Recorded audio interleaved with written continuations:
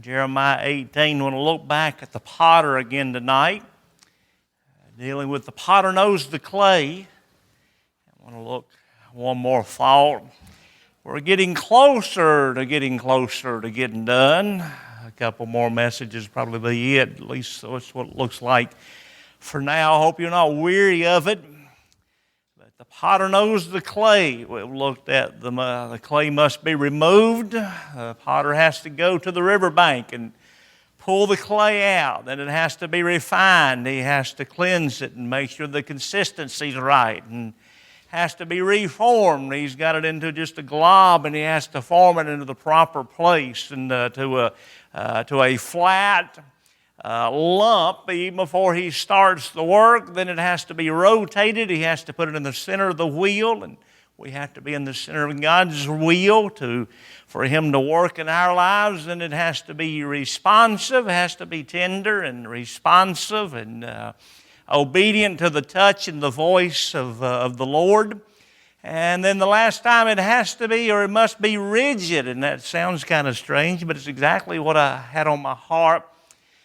For the potter sets that vessel. Now it's the proper shape.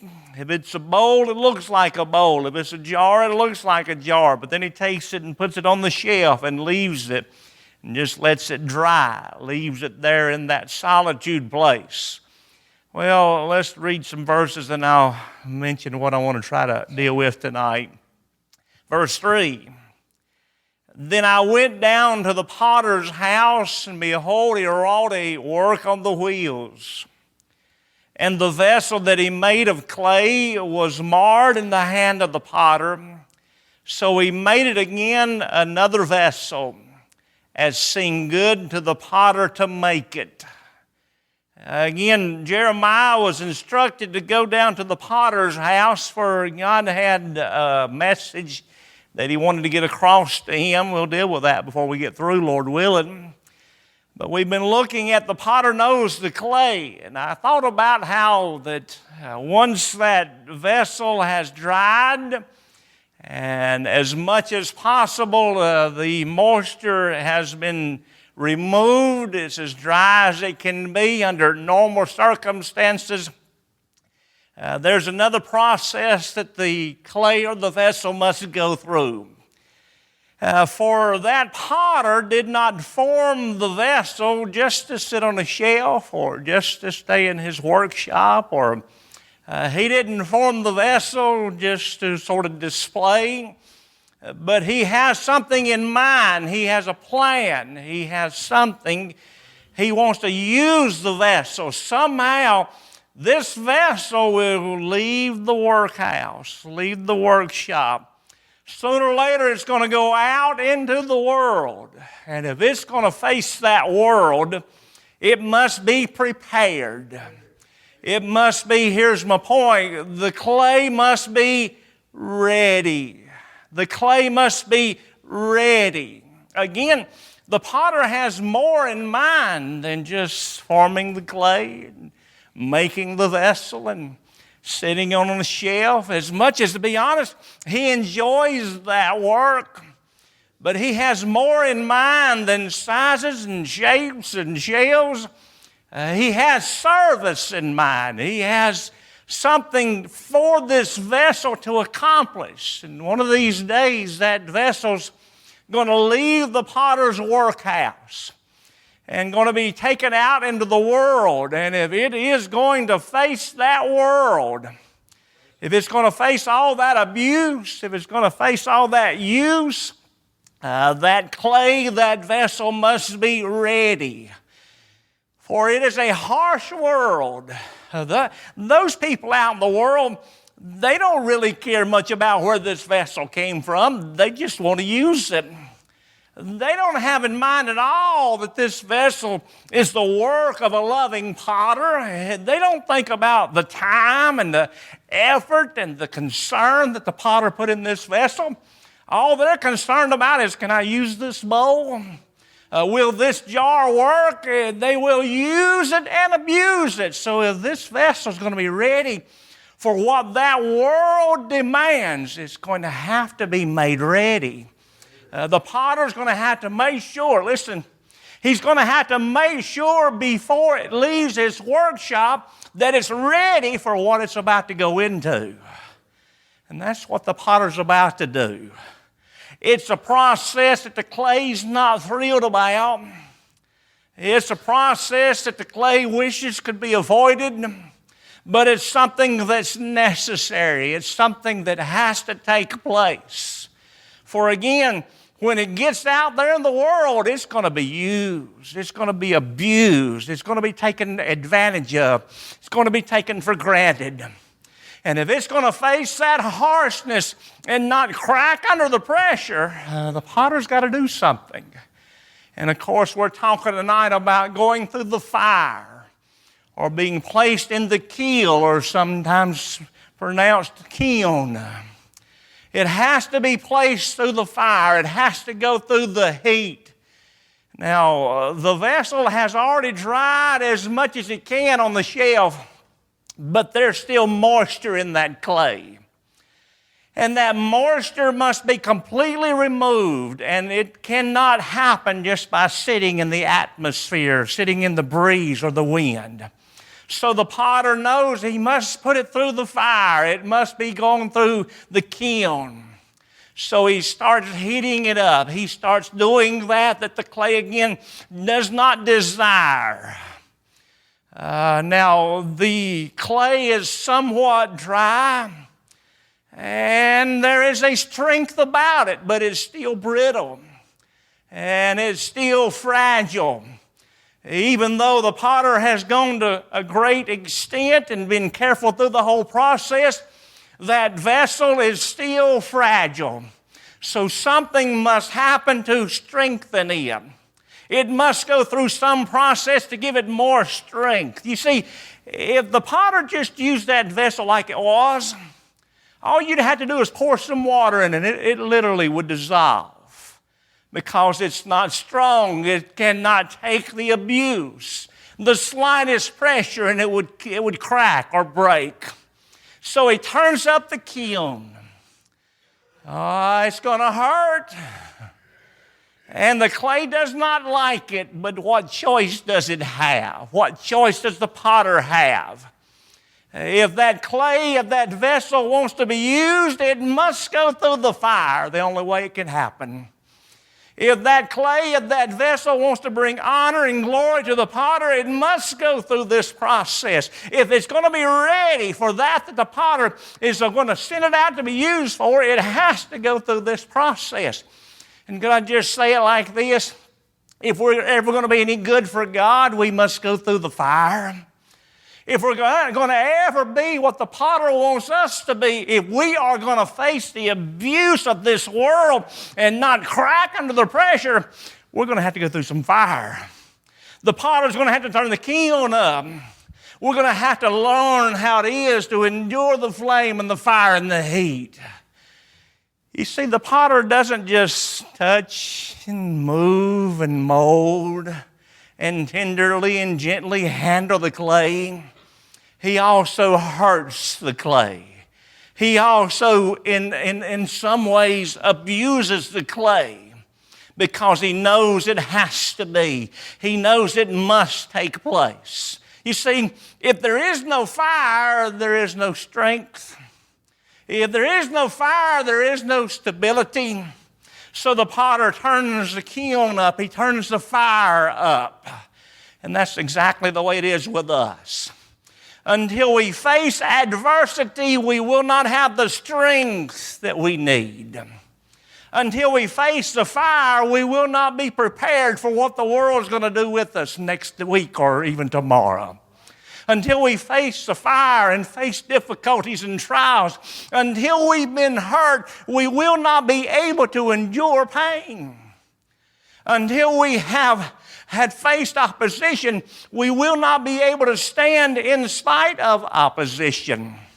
Until we face the fire of the furnace and survived it, we will not survive the heat of the world, and the potter knows that. He's trying to make the vessel ready. And we'll endure that fire. We'll endure those trials. 1 Peter 1, 6 and 7 says, wherein ye greatly rejoice, though now for a season, if need be, ye are in heaviness through manifold temptations, that the trial of your faith, being much more precious than gold that perisheth, though it be tried with a fire, might be found unto praise and honor and glory at the appearing of Jesus Christ. Peter said the fire of trials is like that gold that's being purified. He says it's something that must happen. It's something that's needed. The potter, the Lord, is doing a divine work in our lives and hearts to get us ready for the world, to get us ready for what He wants to use us in. 1 Peter chapter 4.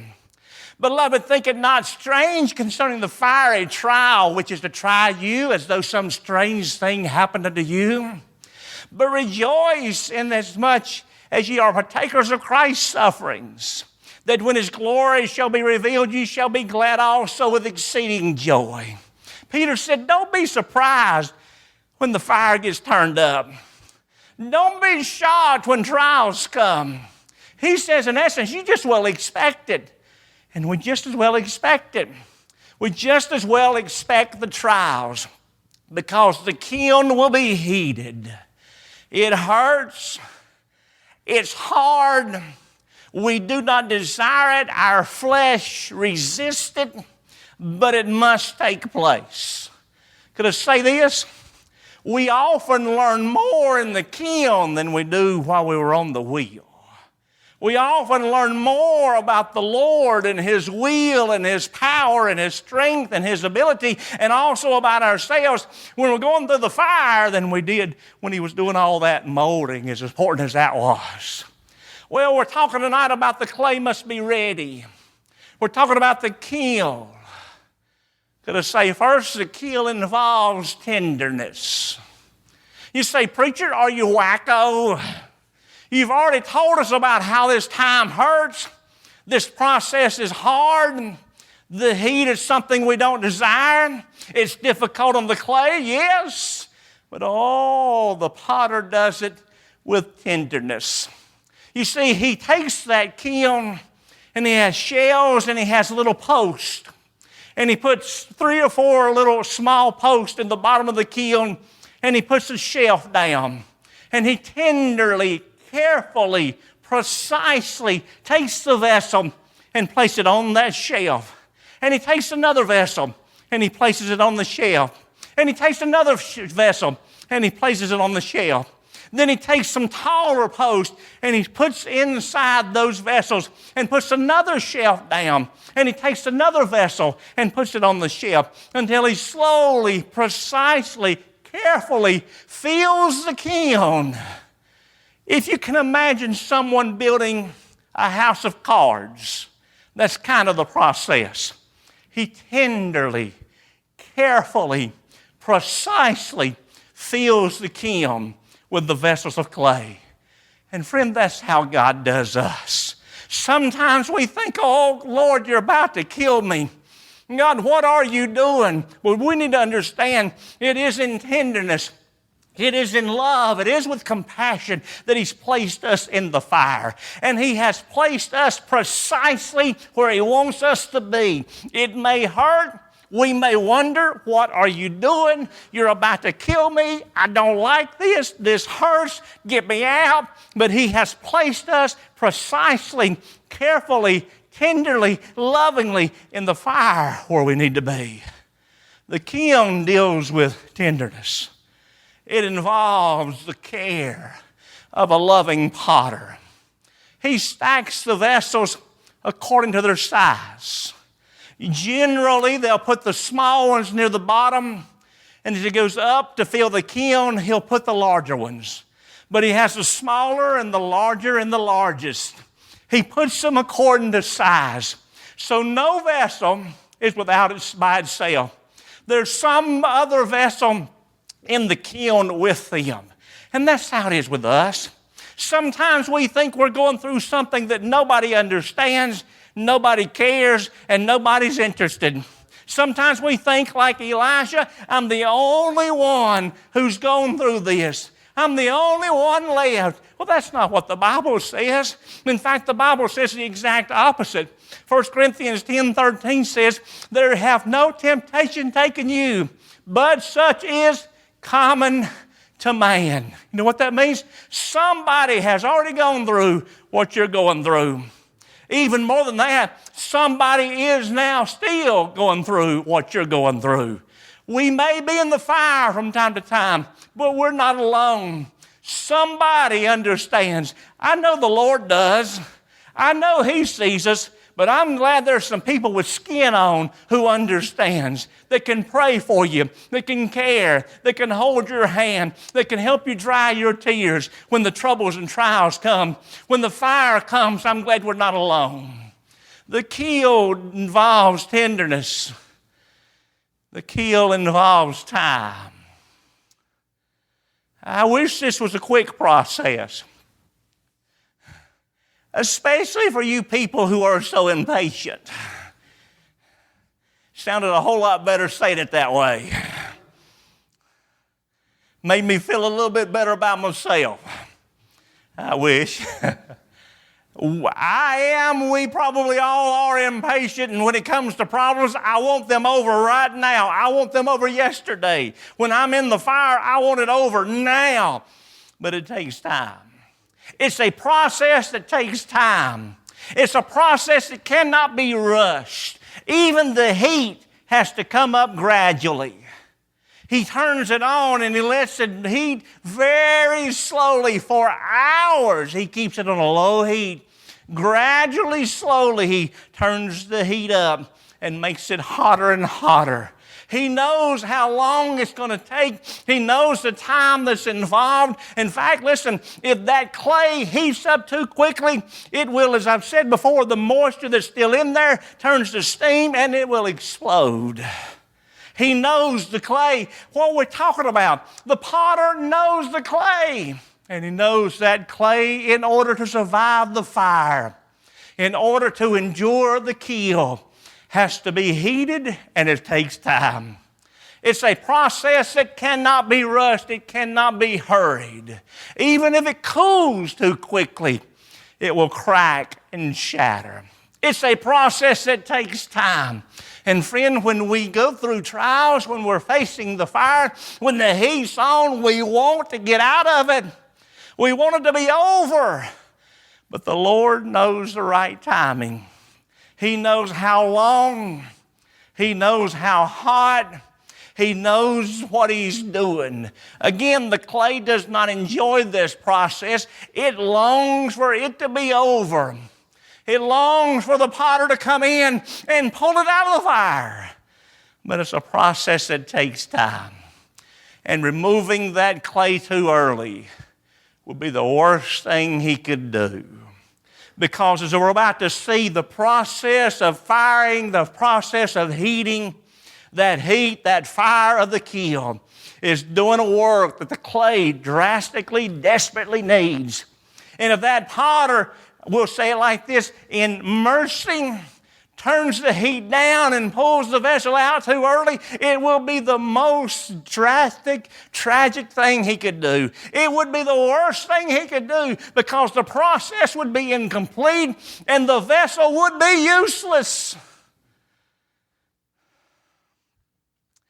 The potter knows what he's doing. And there's times that we pray and we say, Lord, please give me relief.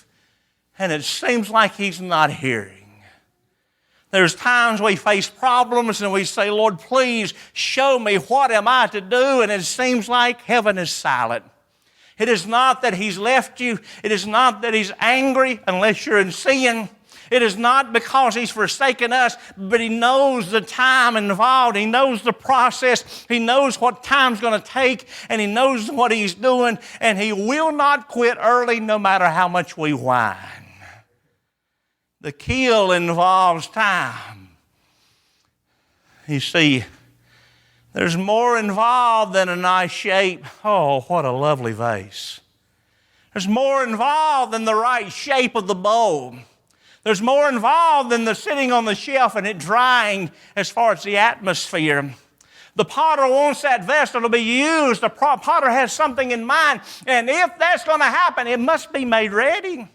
It must be made ready for the world, and the only way that'll happen is to spend time in the fire.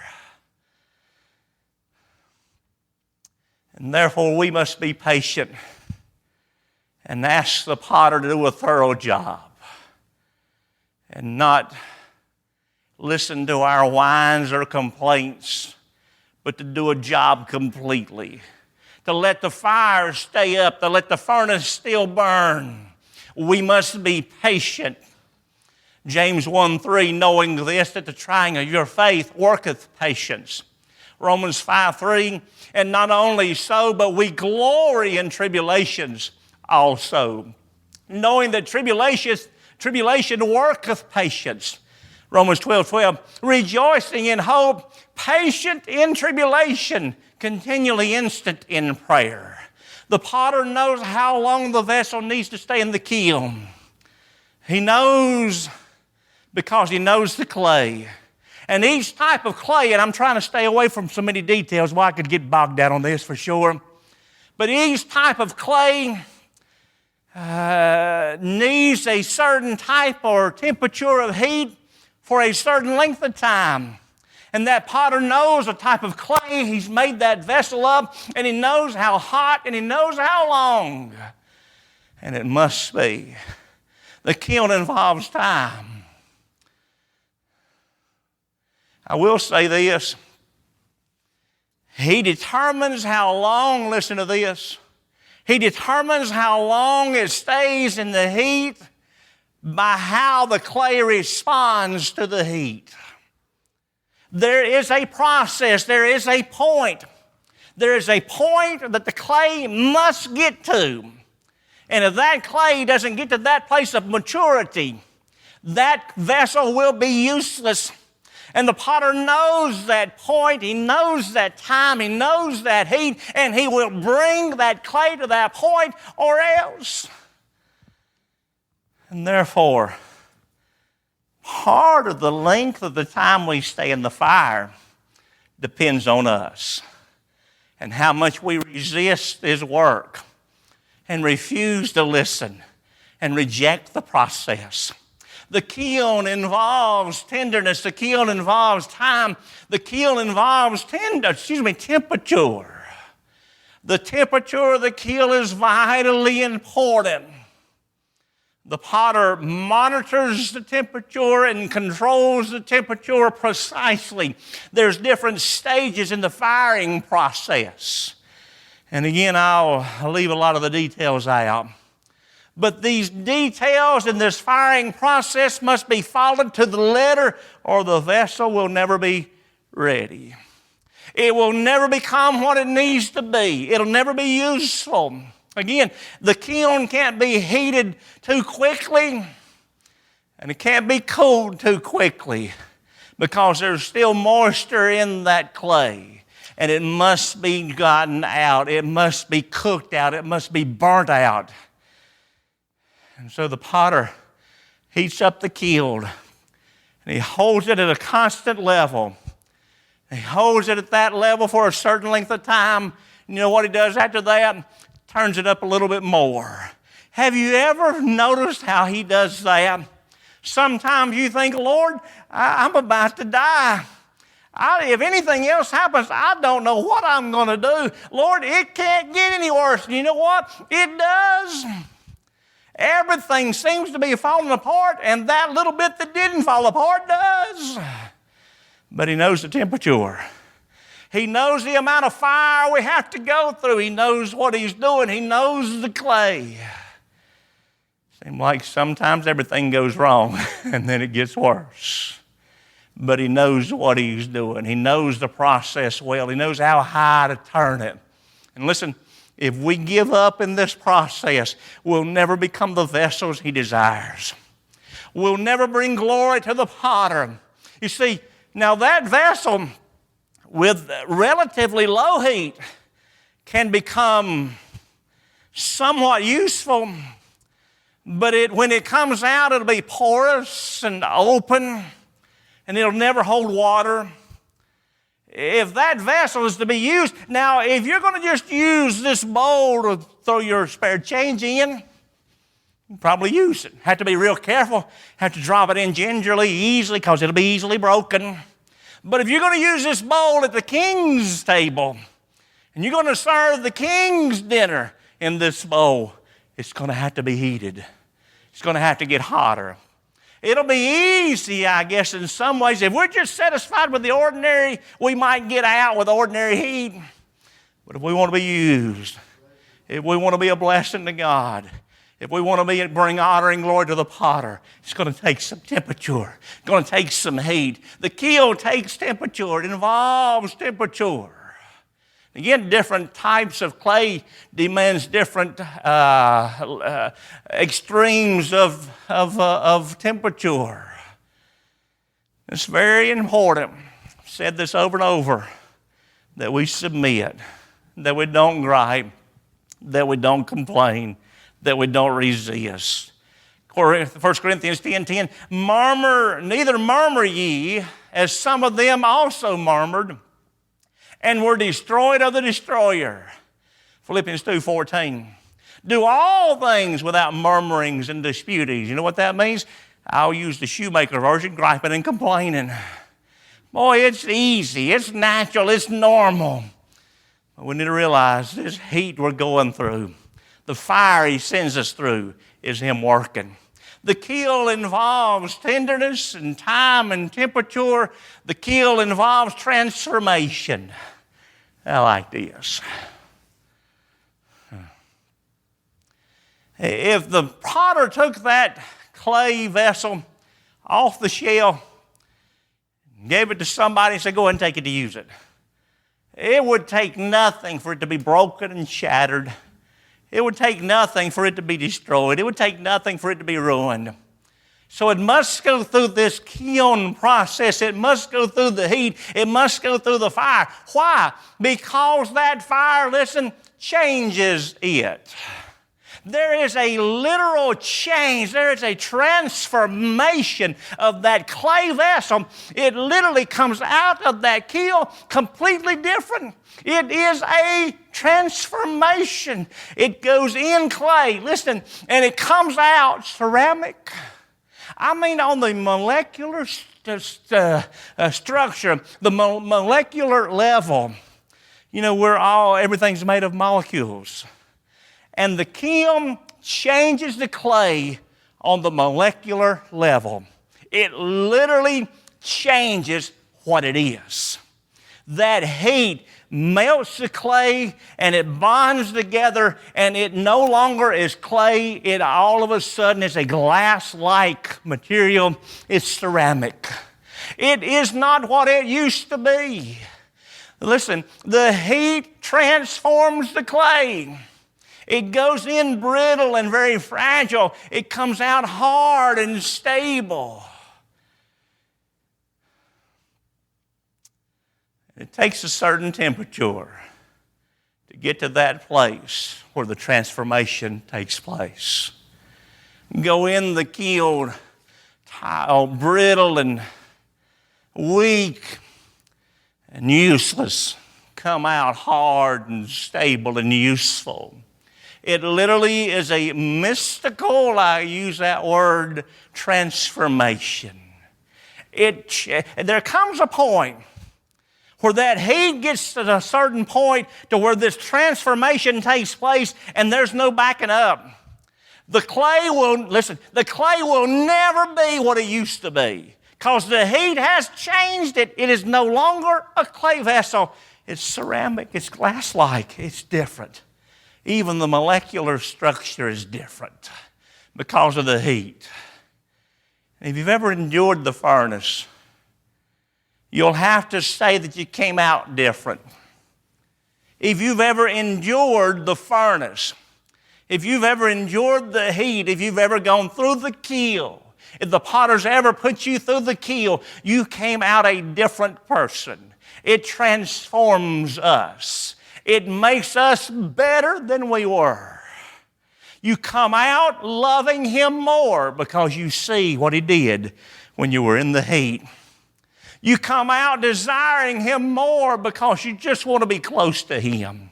You come out stronger than you went in because of the work that's been done. You come out better equipped to face the world because of what all been done. You come out ready to face difficulties. You come out mature, a little bit more spiritual. The fire has done its work. That's what the keel does. That's what the fire does. But I got to interject something. If we resist it, if we resist the fire, the change won't be positive, it'll be negative.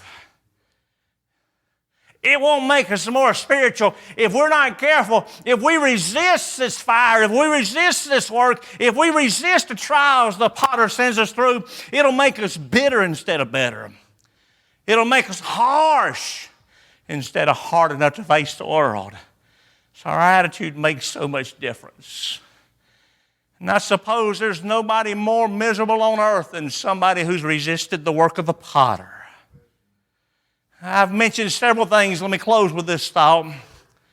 The clay must be removed, refined, reformed, rotated, responsive, rigid, and ready. I want to close with one little thought. The clay must be rescued. I thought about what happens if the potter forgets the clay. What if he forgets about the keel? What if he gets busy? What if he goes to town and forgets about the vessel in the keel?